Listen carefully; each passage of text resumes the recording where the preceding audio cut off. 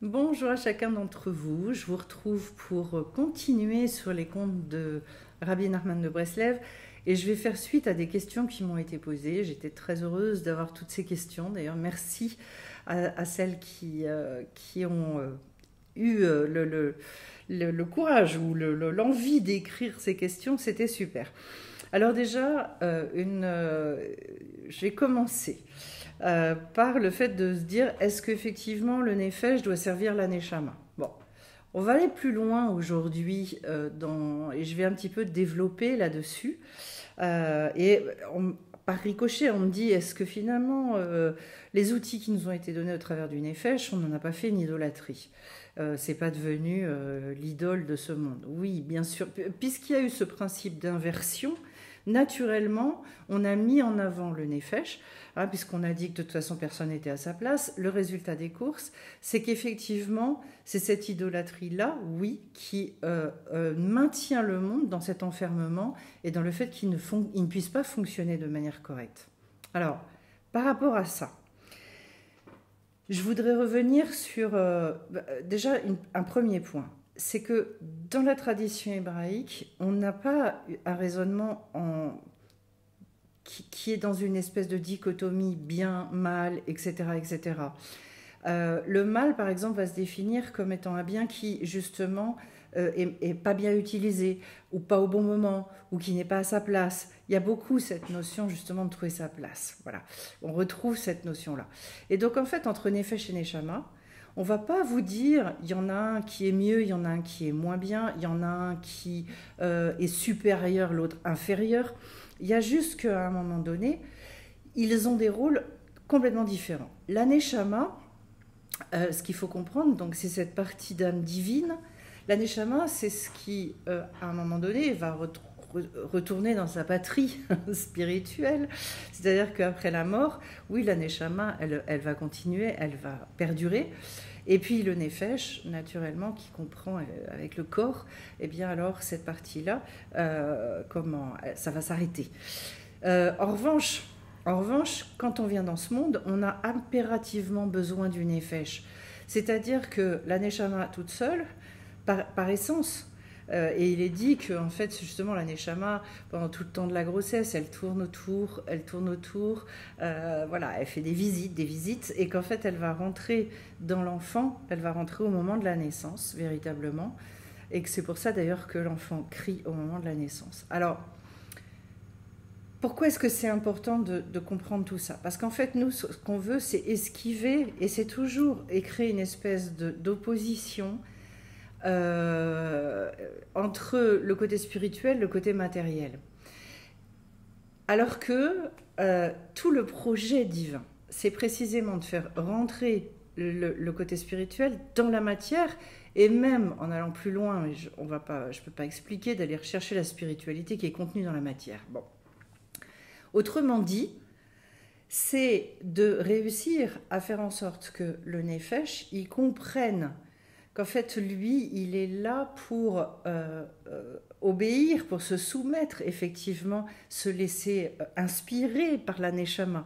Et que c'est là qu'il va trouver son épanouissement complet et total. C'est-à-dire que c'est pas parce qu'on est serviteur qu'à un moment donné, on ne peut pas trouver un énorme bonheur à vivre quelque chose. Alors ça aussi, c'est une notion extrêmement forte et je vais développer là-dessus aujourd'hui. Cette notion à la fois de féminin-masculin, maître et élève, enfin bon, donc de Nefesh et de Neshama. Pourquoi? Parce que en fait, quand est-ce que dans le conte, on va se rendre compte que les choses elles commencent à bouger? C'est quand à la fois le fils de la servante, à un moment donné, il se rend compte qu'il a commis des injustices, qu'il est allé beaucoup trop loin, qu'il n'a pas agi comme il fallait. Et là, en fait, il va être tellement gêné par ça que de toute façon, à un moment donné, il va même quitter le royaume. Hein. De la même manière, d'ailleurs, la Neshama va se rendre compte aussi à un moment donné que ça ne va pas du tout. C'est-à-dire que, et on va se rendre compte que là où ça va commencer à bouger pour l'un comme pour l'autre, c'est au moment où ils font chacun ce qu'on appelle en hébreu teshuva. C'est-à-dire qu'en fait, ils reviennent chacun vers eux. Et on va voir comment ils le font, parce que c'est passionnant. Mais il faut comprendre cette interdépendance complète, justement, entre le monde spirituel et le monde matériel, entre la Neshama, le Nefesh, et cette réconciliation puissante qu'il y a à opérer entre les deux. À partir du moment où chacun est à sa place, tout le monde est heureux. Et que donc, en fait, le problème, pour trouver sa royauté, finalement, pour trouver sa royauté, c'est de comprendre qu'il y a une partie en nous qui va devoir être maître et une partie en nous qui va devoir être élève. Et donc, tout le monde tel qu'il est organisé, il nous apprend que si on veut être maître de quelque chose, eh ben, il va falloir y aller avec le Nefesh, il va falloir y aller avec une hyper-volonté, nos petits points à nous, conquérir le monde, mais véritablement à coup de, je dirais, d'épée, voilà. Se battre et constamment, comme si finalement trouver sa place, ça nécessitait forcément d'écraser quelqu'un d'autre. Voilà, c'est tout le principe de la société de compétition, c'est tout le principe d'une société qui donne prédominance au plus fort en disant mais les faibles de toute façon, c'est une idéologie, c'est une véritable idéologie qui, par ailleurs, va mettre l'être humain dans un désarroi extraordinaire. Pourquoi ?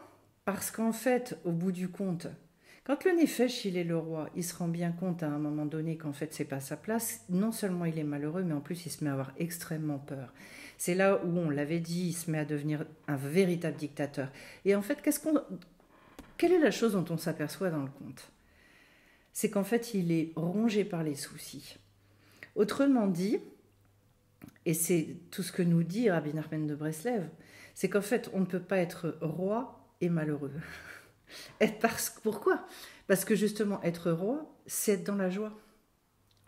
D'où le fait que c'est au centre de sa transmission, de dire à partir du moment où on se connecte à la joie, à partir du moment où on rayonne, ça veut dire qu'on a trouvé notre place, ça veut dire qu'on a mis notre neshama en avant et qu'on avance avec elle.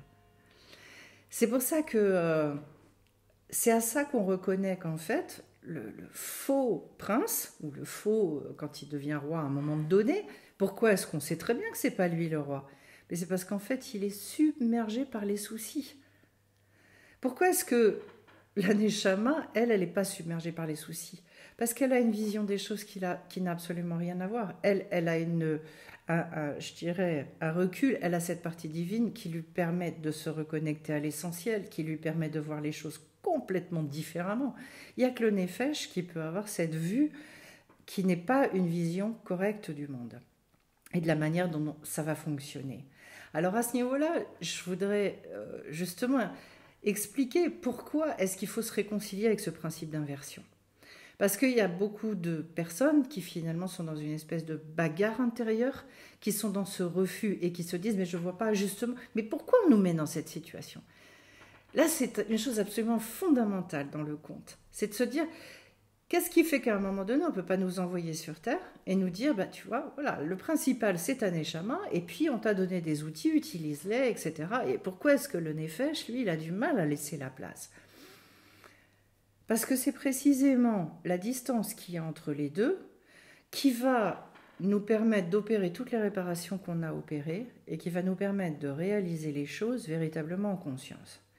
C'est-à-dire que les sages nous disent que c'est quand on vient dans ce monde, quand on s'incarne ici, qu'on a la possibilité d'opérer des réparations de folie. C'est pour ça qu'ils disent en fait, 1 heure dans ce monde, ça peut valoir, je ne sais pas combien, parce qu'il n'y a pas de temps là-haut, mais c'est plus fort que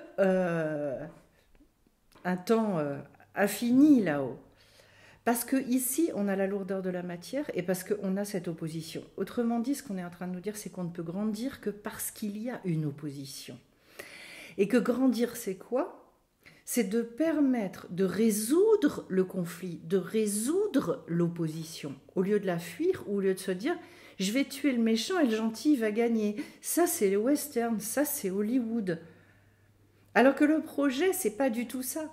C'est d'arrêter de dire il y a un méchant et il y a un gentil. C'est de se dire ce que j'arrive pas à exprimer correctement, ça veut dire que c'est là pour me propulser et c'est là que je vais finalement trouver véritablement mon identité. C'est au travers de tout ce qui me gêne chez moi, m'insupporte chez moi, me fait souffrir, etc., etc. D'où le fait que jamais, enfin sur ce chemin-là, ça n'est pas possible de diaboliser le nefesh, de diaboliser le corps, les envies, etc.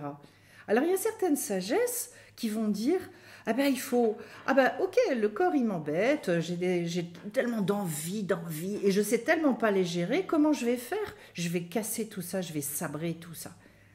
Alors le judaïsme, Rabbi Nachman il dit pas du tout ça. Pas du tout, parce qu'en fait, les envies, c'est la soif, c'est aussi le moteur.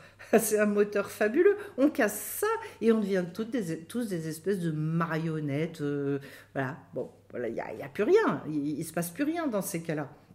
Dans ces cas-là, effectivement, on rentre en phase d'endormissement total et puis il suffit de regarder la télé quand on rentre du boulot et puis de repartir au boulot le lendemain. Non, il ne s'agit pas de ça. D'ailleurs, quand on lit les psaumes du roi David et quand on voit cette espèce de fougue qu'il a à l'intérieur de lui, on se dit waouh, waouh, la vitalité, l'énergie, c'est absolument incroyable. La seule chose, c'est que dans notre monde, on a tellement mis en avant le côté guerrier, le côté l'homme fort, qui n'est pas fort du tout en fait, hein, mais qui se donne cette impression, cette sensation et qui se ment à lui-même, qu'en fait on a par appauvri, on a rendu misérable l'autre côté. Alors, je vais essayer d'expliquer ce que je veux dire. Chez nous, on a un côté qui donne et un côté qui reçoit. On a un côté masculin, un côté féminin. C'est le principe. Pour qu'il y ait fertilité à un moment donné, il faut toujours que les deux principes ils se rencontrent. Bon. Et donc, le masculin, c'est celui qui va donner. Le féminin, c'est celui qui va réaliser. Pourquoi? Parce que le féminin, c'est ce qu'on appelle un kéli, un réceptacle.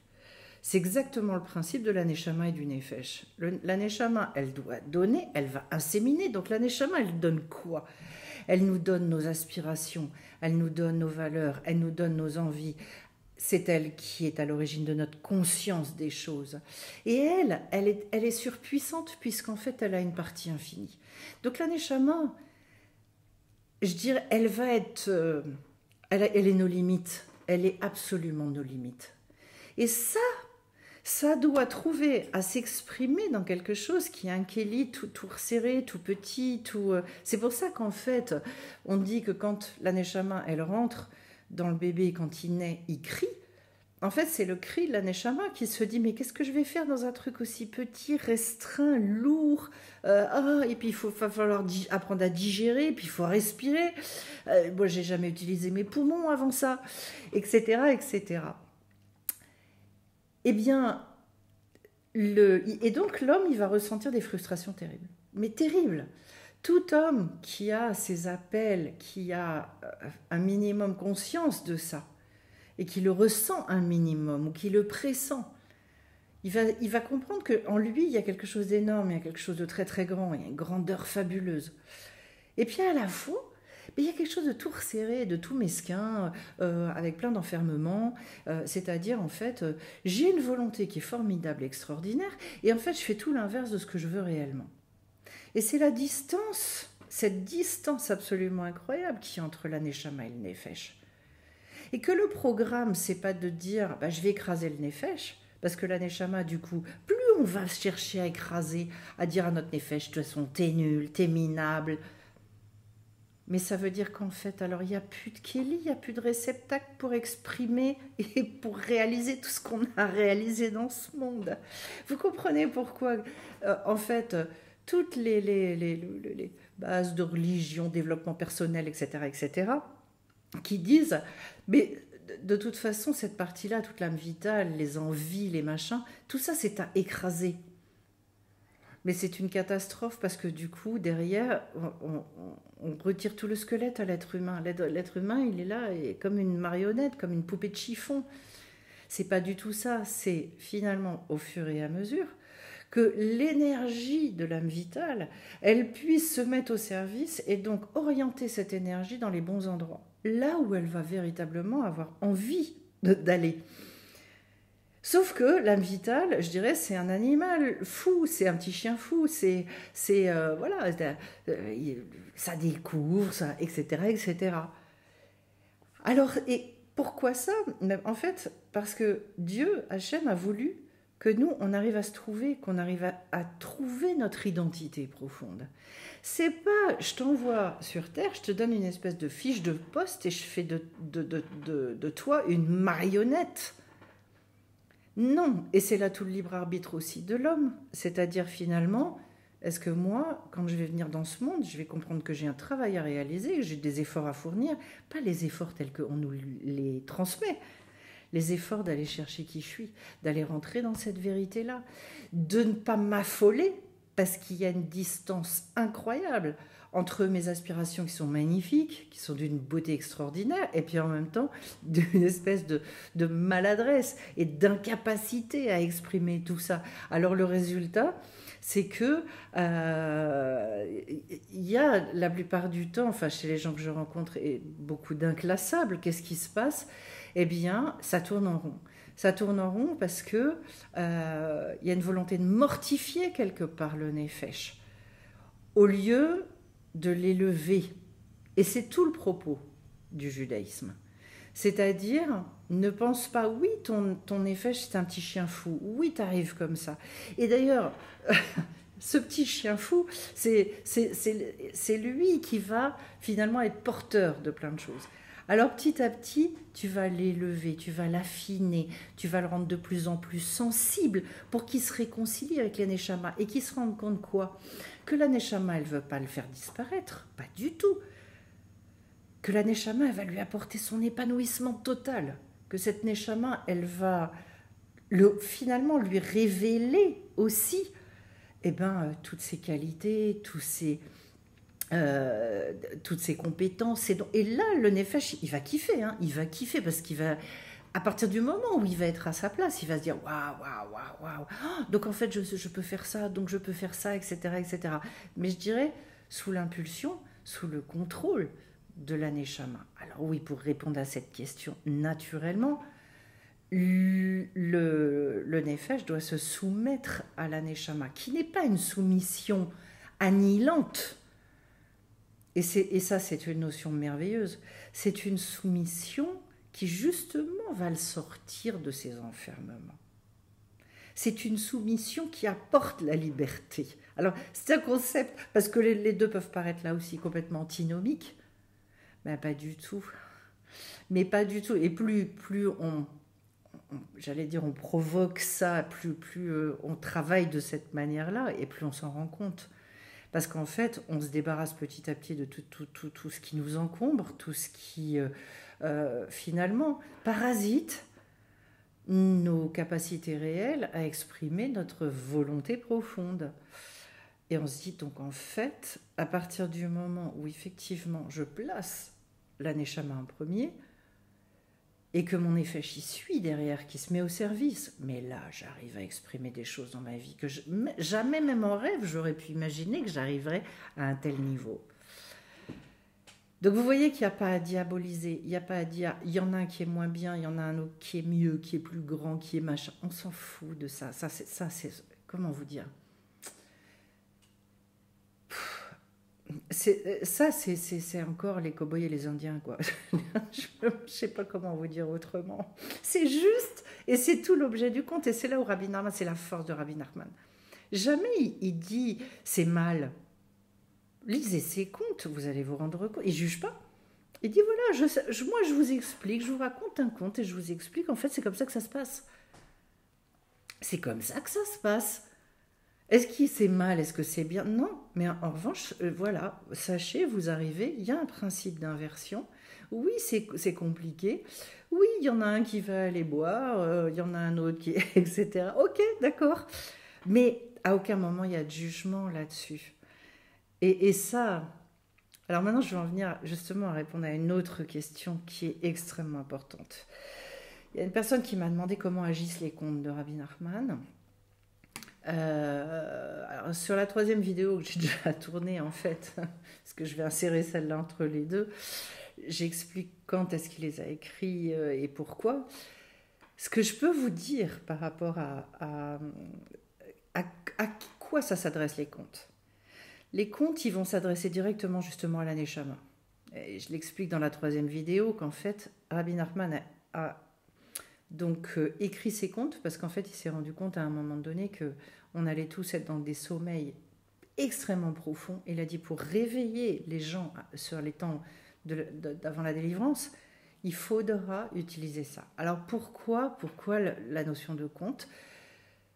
Parce qu'en fait, déjà une première chose, lire les contes, ça va s'adresser direct à la Neshama. Le conte, il y a un côté imagé. Et donc, on va passer par tout un tas d'images. Pourquoi ça va direct à la Neshama? Parce qu'au début, quand vous lisez les contes, en fait, vous sortez de votre logique. Vous vous dites, ok, il y a un fils de prince, il y a un fils de servante, et je t'échange les deux. Et puis, oh, bah, il y en a un, ok, il se met à être infecté avec tout le monde, et puis l'autre. Mais vous lisez ça comme une histoire et vous ne cherchez pas dans votre tête à résoudre des choses. Vous ne cherchez pas à faire travailler votre logique. Et alors là, bon, il y aurait beaucoup à dire là-dessus. Parce que nous, on a besoin de rentrer en maîtrise de tout ça. La Neshama, tout ce que le conte, il va dire, la Neshama, elle le sait. Sauf que comme elle est endormie, elle a besoin d'être réveillée. Alors rien que le fait de lire le conte, il y a quelque chose qui, ça lui parle. C'est vecteur d'un parfum qui à un moment donné dit à la Neshama dit ça sent bon ce truc là, waouh, oh là là, qu'est-ce que je suis en train d'entendre, waouh, waouh, waouh. Et donc oui, alors on peut appeler ça le subconscient, on peut appeler ça ce que vous voulez. Moi là, c'est pas ce que dit Rabbi Nachman, il dit ça s'adresse véritablement à la part divine en nous, qui elle va kiffer. Elle va kiffer parce qu'elle sait très très bien comment ça se passe. À l'origine, d'ailleurs, Rabbi Nachman avait dit « Je ne veux pas que vous expliquiez mes contes, laissez-les comme ça ». Il n'en a donné aucune explication, d'ailleurs.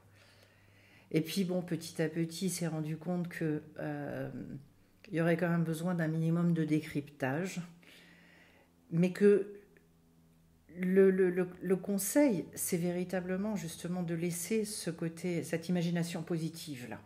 Alors pourquoi il a voulu fonctionner par image? Parce que je pense que ça, c'est important de le dire. Notre époque, elle fonctionne énormément par ça.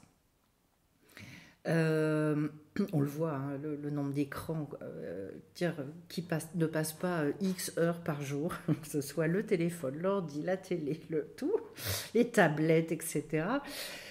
On passe énormément de temps.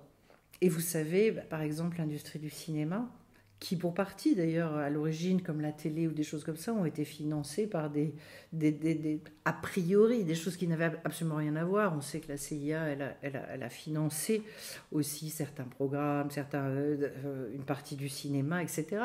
C'est-à-dire de savoir, elle connaissait très bien l'impact que ça allait avoir sur les gens. C'est une espèce de référentiel et de lecture du monde qu'on transmet aux gens au travers de ça. Et Rabbi Nachman, il dit en fait, il faut contrebalancer cette chose-là. Alors comment est-ce qu'on va contrebalancer? Précisément en se disant, même si je ne comprends rien, mais je vais être touchée par ça. Et quand je vais être dans une situation dans ma vie, eh bien peut-être que en fait, je vais me rendre compte à un moment donné que là, précisément, je suis en train d'agir d'une certaine manière et que je me rends compte, je vais me poser la question, mais c'est vraiment ce que je veux ou pas? Peut-être que finalement, je réagis de cette manière-là, je dis ça, parce qu'en fait, je l'ai entendu 15 fois, parce que j'ai lu des trucs là-dessus, parce qu'on m'a dit que c'était bien. Mais au fond du fond, dans mon cœur, dans ma vérité profonde, ça me parle ou ça me parle pas ce truc-là? En fait, j'ai pas du tout envie de faire comme ça.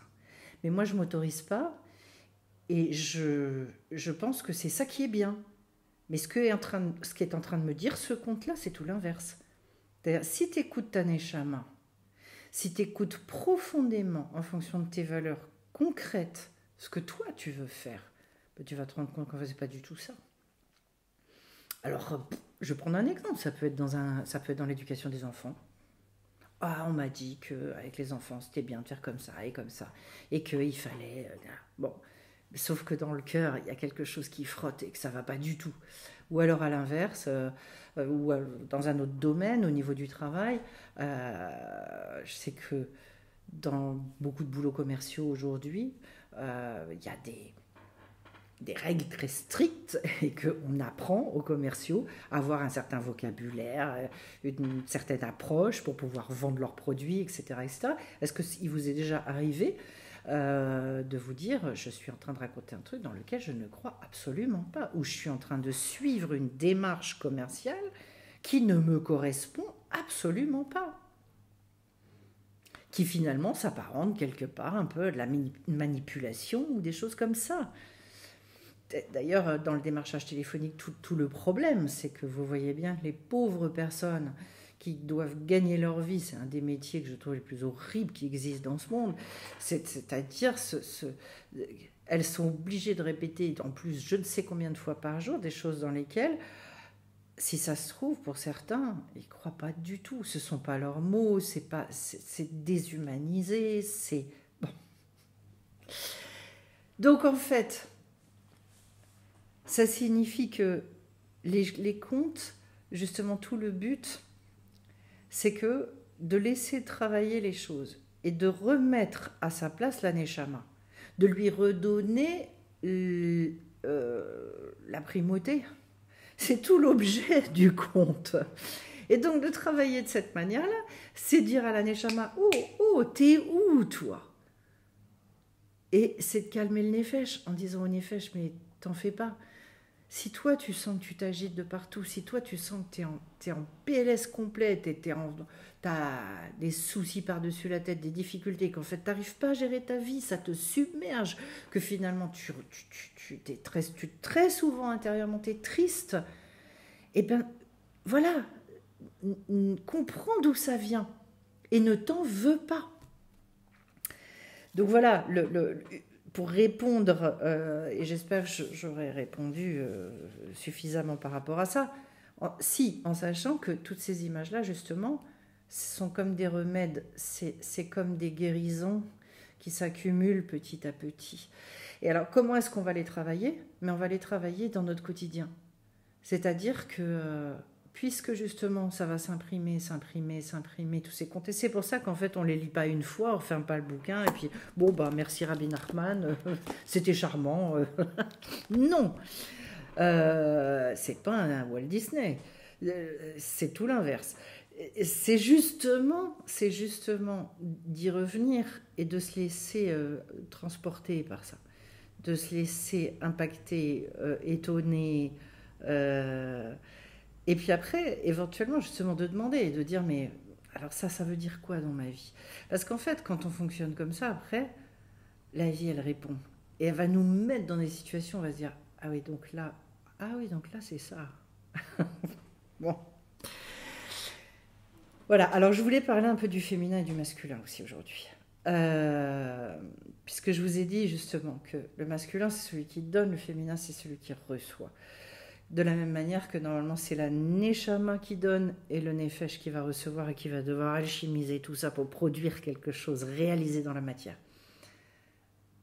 Et aujourd'hui, je crois qu'on n'a jamais connu une époque où féminin et masculin ont été aussi bousculés, bouleversés, changés de place. Voilà, c'est tous azimuts dans tous les sens, c'est un bazar innommable. Bon, pour ça que c'est très très étonnant, parce que dans ces temps de grand mélange de tout, où plus rien n'est à sa place, on se rend compte que ça atteint tout dans tous les domaines. Et donc, aujourd'hui, il y a beaucoup, et pas que chez les femmes, mais il y a beaucoup de femmes qui me disent je recherche mon féminin. Le féminin, je vous l'ai dit, c'est celui qui reçoit.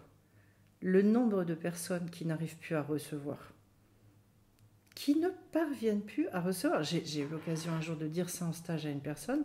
Je lui dis, maintenant, ça va être le temps d'apprendre à recevoir. La personne, elle a écarqué des yeux comme ça en me disant, quoi, moi, mais si, je sais. Et elle s'est rendue compte après que pas du tout. Mais pas du tout.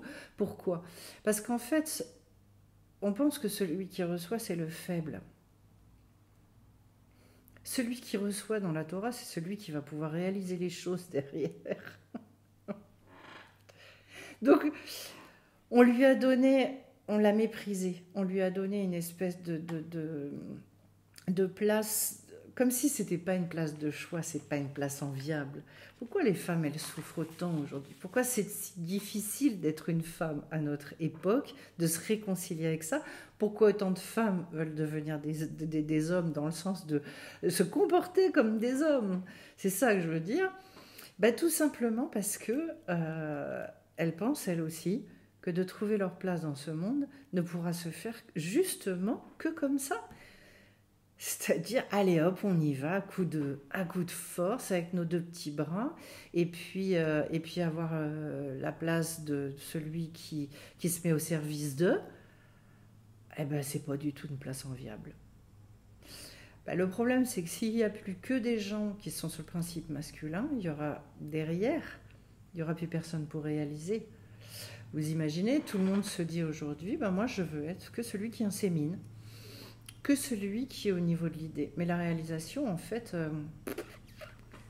mais c'est d'une infertilité totale. Et c'est pour ça qu'en fait, dans le judaïsme, on nous dit, tour à tour, on est maître et élève.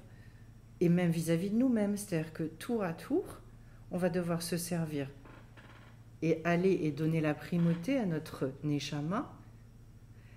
Et puis, une fois qu'on a bien défini les buts, que tout ça, c'est le nefesh qui, sous cette impulsion, va devoir, cette fois-ci, prendre, je dirais, les choses à bras-le-corps dans la matière. Parce que la neshama, qu'est-ce que vous voulez qu'elle fasse? Toute seule, elle fait rien ici. C'est-à-dire, et c'est pour ça qu'en fait, dans le conte, on se rend compte que les deux sont en exil.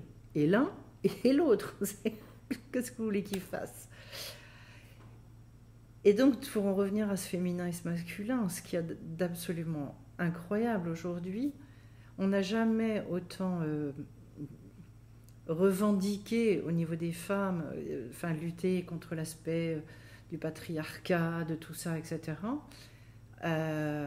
Au lieu de rechercher une complémentarité entre les deux, au lieu que le côté masculin comprenne qu'en fait lui il a besoin de travailler enfin qu'il a besoin d'impulser certaines choses, mais d'être dans un espèce d'énorme respect du féminin, énorme respect du féminin. Parce que sans ça, le féminin va s'opposer à lui, et dans cette opposition, en fait, il ne va rien être, il n'y a plus de fertilité. Et c'est pour ça que chez certains inclassables, on en arrive à la paralysie. Par rapport à ça, ce que je voulais vous dire, c'est que justement, quand on commence à prendre conscience de cette difficulté à réconcilier Nefesh et Neshama, quel est le réflexe la plupart du temps? C'est quoi? C'est de se cacher. C'est finalement de se mettre complètement en retrait. Donc en fait, on ne trouve pas sa place dans le monde. On a du mal vis-à-vis des autres. On n'est pas dans notre vérité. On se retrouve avec des gens, oui, éventuellement on a une vie sociale, mais dans cette vie sociale, on ne se sent pas à la place dans laquelle on devrait être. Donc on ne goûte pas, on ne se sent pas nourri du tout. Et ça crée de plus en plus de frustration, c'est une espèce de boule de neige. Et c'est ça, cette cachée, c'est ça. Ça veut dire en fait, je me suis complètement retirée, moi. Alors, donc, on m'a demandé aussi, quand le corps a mal, est-ce que c'est l'âme qui cherche à s'exprimer? Alors moi, je vais le dire différemment. En fait, quand il y a des soucis à régler au niveau spirituel, l'âme, elle vient pour exprimer certaines choses. Et puis à un moment donné, il y a des obstacles, il y a des difficultés, ce qui montre que c'est bien là qu'on doit aller travailler d'ailleurs. Et donc en fait, quand vraiment le blocage est extrêmement puissant, et qu'en fait on n'arrive pas à décrypter, qu'on ne sait pas ce que la vie elle attend de nous, etc., au bout d'un moment, quand ça dure, ça finit par impacter le corps. Voilà ce qui se produit. Et qu'effectivement, le corps, ça n'est que le reflet, selon le principe dans le judaïsme, que le monde spirituel est le reflet du monde matériel, et inversement. Voilà. C'est toute la narration de la création du monde qui nous le montre. avec cette séparation entre le ciel et la terre, avec une rakia au milieu. Et donc, en fait, voilà, il y a un reflet entre les deux. Donc oui, le corps, les maladies du corps sont le reflet de certaines maladies spirituelles. Donc viendra un moment où effectivement, quand au niveau spirituel tout est nettoyé et réglé, le corps n'a plus de soucis. Voilà. On m'a demandé également, est-ce qu'il y a des textes qui expliquent les contes? Alors, il y a très peu de choses, mais il y a quand même certaines choses, dont des explications de Adin Steinsaltz. Vous pouvez aller regarder, alors pas sur tous les contes, il existe, ceci étant, assez peu. Je pense que quelque part, c'est aussi ce que Rabbi Nachman souhaitait. Voilà, c'est-à-dire qu'on ne rentre pas, qu'on n'aille pas trop loin là-dedans. Mais il existe des livres, oui, vous pouvez aller rechercher sur le net pour avoir je dirais un premier décryptage. Et puis après, de la même manière, en vous laissant porter par tout ce que ça déclenche chez vous. Voilà. Moi, le but de la transmission, c'est toujours de susciter une soif, à un moment donné, se dire, tiens, ah là, il y a une ouverture, il y a une porte. Après, là où ça va vous emmener, ça vous appartient. Parce qu'en fait, c'est votre univers à vous, c'est tout à fait spécifique à vous, c'est votre coloration. C'est pour ça qu'à un moment donné, par rapport à ces contes, je souhaiterais mettre en place des échanges. Parce que je pense que c'est extrêmement important de voir où est-ce que ça peut amener les uns les autres. C'est toute cette richesse-là aussi qui me passionne. Parce que du coup, dans cette complémentarité, on arrive à aller loin et on arrive à découvrir le monde de l'autre et que voilà, et le lien se crée, etc., etc. Et que finalement, c'est ça aussi créer le shalom. Alors non seulement vous avez compris que il y a le fait de créer cette paix en soi-même, mais qu'en fait, petit à petit, au niveau des contes de Rabbi Nachman, de tout ce qui, en demeurant tout ce qui transmet, mais on arrive aussi à créer le shalom entre nous. Et ça, c'est magnifique. Enfin, voilà. C'est pour ça qu'en fait, le jour où le monde se réveille à l'image de ce que demande Rabbi Nachman, en fait, le shalom, il va se créer comme ça. C'est tout. Voilà. Il y a encore plein de choses à dire, mais on va continuer de toute façon. Et donc, n'hésitez pas à continuer à me poser plein de questions et que justement, ce lien qui se crée avec chacun, vous êtes tous bienvenus, puisse grandir, puisse se renforcer et que ça puisse donner une belle lumière dans le monde. Je vous souhaite plein de belles choses et puis on se retrouve vite sur la chaîne. Bye bye.